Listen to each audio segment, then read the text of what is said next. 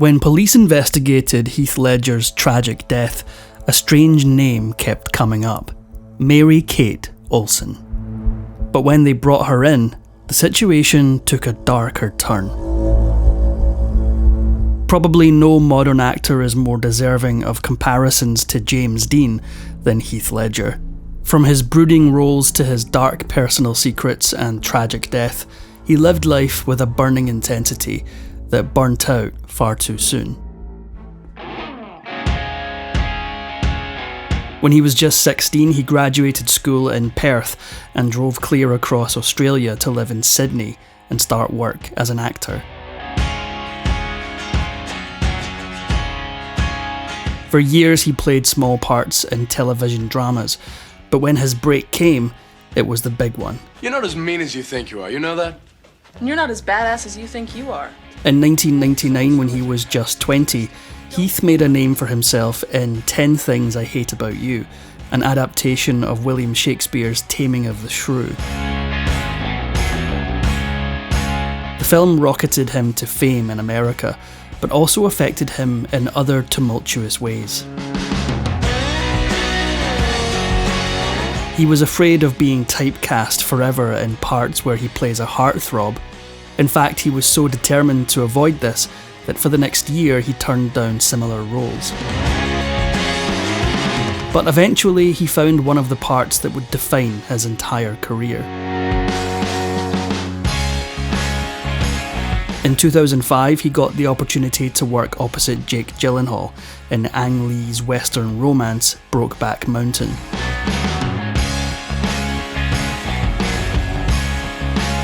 The film opened up an entire world of award nominations for Ledger, and his performance is one of his best. Yet it was behind the scenes where the real magic was happening. While he was pretending to romance Jake Gyllenhaal's character, on set he was falling in love with Michelle Williams, who plays his wife in the film. A year later, they were expecting a baby together, and it should have been a time for the couple to settle into parenthood. But that's not what happened.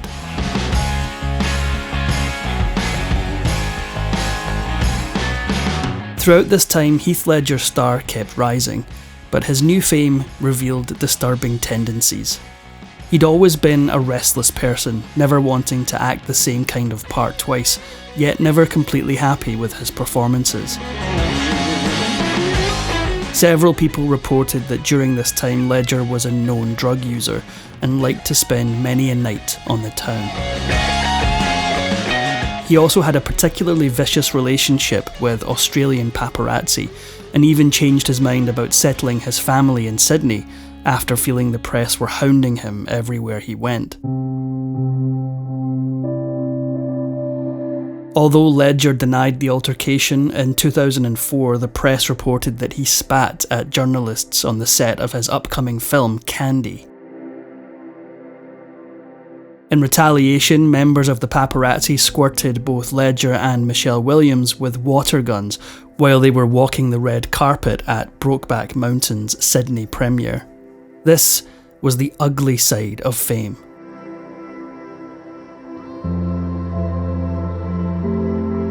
In 2006, Ledger had a meeting with acclaimed director Christopher Nolan. Nolan insisted that Ledger was his first and only choice to play the Joker in his upcoming Batman sequel, The Dark Knight. Although there's a public perception that Ledger's time as the Joker ruined him entirely, in actuality he loved the role and even called it his favourite up until that point. Nonetheless, that doesn't mean his devotion to The Dark Knight was good for him in the long run. During filming, a journalist from the New York Times visited him for an interview. What they found was deeply unsettling. Ledger confessed that, as always happened when he was in the middle of work, he was having huge difficulty sleeping. He admitted that in the past week, he was surviving on about 2 hours a night. Because of his lifelong insomnia, he was too comfortable with taking sleeping pills. In the same interview, he admitted that the pills were no longer working for him. In the meantime, he was directing all this energy into the Joker, to terrifying effect. For a month, he locked himself up in a hotel room. While there, he pored over the Batman comic books. He also meticulously worked on every detail of the character, from his voice, a strange mix of high and low pitches inspired by ventriloquism, to the Joker's erratic movements. Although Batman fans were initially skeptical of his casting, Nolan believed in Ledger so much that he even allowed the actor to direct the Joker's home videos in the film. This is how crazy Batman's made Gotham. Cynics would say that Ledger's turn as the Joker is iconic largely because of his premature death, but that's simply not the truth. Even the legendary Michael Caine, who played Alfred in the movies, was bowled over by Ledger's acting. Caine confessed that at one point on set, he forgot his lines because of how stunning Ledger's performance was.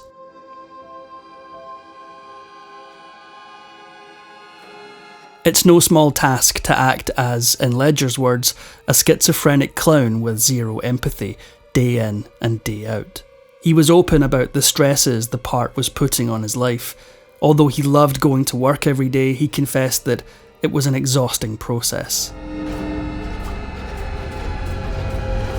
The Dark Knight filmed between April and November 2007. That September, Michelle Williams' father confirmed that the couple had broken up. Heath Ledger was in one of the most intense professional periods of his career, and now his personal life was going up in flames. Almost as soon as The Dark Knight wrapped filming, Ledger began work on Terry Gilliam's The Imaginarium of Dr. Parnassus alongside Christopher Plummer. It was a prestigious project that catapulted his star even higher. But behind the scenes, it was getting grim. Ledger was complaining of some kind of chest infection. As always, his brain was too busy to take care of his body. Eventually, according to Plummer, it likely turned into pneumonia, and yet still Ledger put off dealing with it. By January 2008, it had been 4 months since Ledger and Williams announced their split. He was still in the middle of working on The Imaginarium of Dr. Parnassus, living solo in his Manhattan loft. One afternoon, his housekeeper and his masseuse turned up and made a horrific discovery. Ledger was lying unresponsive on his bed, but then the situation turned bizarre. Heath Ledger's massage therapist knew something was deeply wrong, but she didn't call an ambulance or the authorities, at least not at first. Instead, in a move that has puzzled fans for years, she decided to call Mary-Kate Olsen, who was a friend of Ledger's. Olsen wasn't actually in New York at the time, and instead sent over her own private security guard to go to the apartment. After calling 911, the masseuse performed CPR to try to save Ledger's life, but it was too late. When paramedics arrived just as Mary-Kate Olsen's security did, they pronounced him dead within 3 minutes. For exclusive perks like early access to new videos, priority replies to your comments, and to have your say on future content, consider becoming a Factinate member. On top of that, your support helps keep the channel going. Click the link in the description for more details. In the wake of Ledger's death, authorities scrambled to find out the cause. The autopsy revealed a huge number of medications in his system, all of them used to treat common ailments like insomnia, anxiety, and colds. Yet taken all together, they produced a fatal cocktail, especially given his ongoing chest problems. Ledger had accidentally overdosed, and Michelle Williams was left with the cruel aftermath. When she heard the news, she broke down. Obviously, Heath Ledger never thought he would die at just 28. As a result, his last will and testament didn't provide for his daughter Matilda. He wrote it before she was born. In the breathless months following his death, multiple reports came out about relatives trying to wrangle Ledger's money for themselves, until his father shut them all up.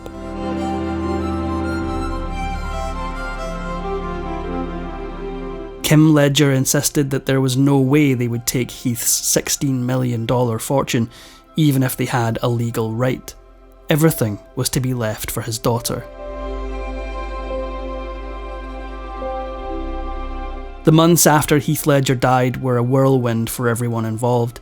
Thousands of fans mourned him, leaving flowers outside his New York apartment building, and his family buried him back in his hometown of Perth, in an extremely small and private ceremony. We're gonna go on a mission right now. So will you come with me? A year later, the Academy officially nominated him for Best Supporting Actor for his role in The Dark Knight. Then, when the Oscars rolled around, Ledger won, making him only the second person to win an acting Oscar posthumously. The Oscar goes to Heath Ledger in The Dark Knight. Since that fateful January, people have speculated about what Mary-Kate Olsen had to do with Ledger's death, and why exactly his masseuse called her before paramedics. The authorities thought they knew the answer. For a while they worked on a theory that it was Olsen who had supplied Ledger with the substances that took his life. But then the plot thickened.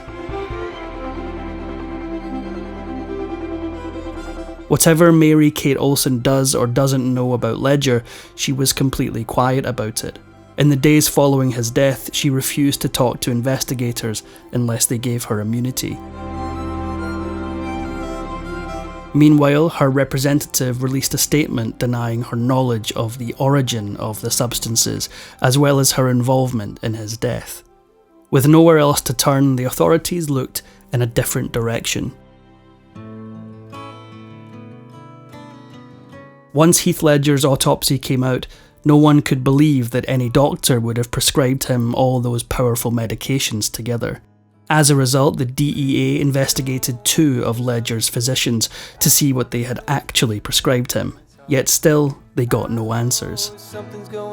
The doctors hadn't prescribed Ledger the medications that killed him, and the DEA quickly exonerated them. To this day, no one knows how Ledger obtained the fatal medical cocktail, but there's one more mystery.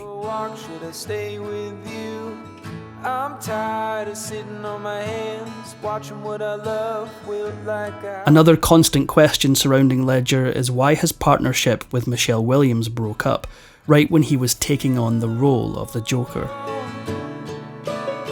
According to rumours, Heath Ledger's frequent partying after the birth of his daughter upset Williams, and she kicked him out of the house for his drug use.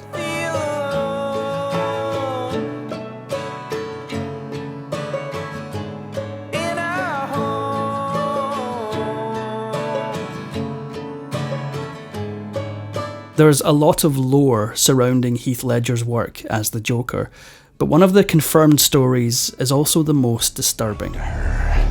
Laughing while he does it. To get into character, Ledger wrote a diary from the perspective of the Joker. Within the pages, he finds humour in geniuses who become mentally handicapped, among other horrific things. The journal also contains stills from Stanley Kubrick's thriller, A Clockwork Orange, photos of clown makeup, and pictures of hyenas. Can we sweep up this mess, or did we make a minefield out of our dress?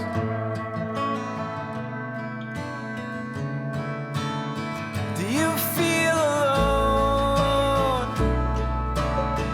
If you enjoyed this Factinate video, give it a thumbs up and subscribe for more incredible stories. If you want a say in who we cover next, join our membership program through the link in the description for exclusive perks. Your support means everything to us. Thanks for watching, and we'll see you in the next one.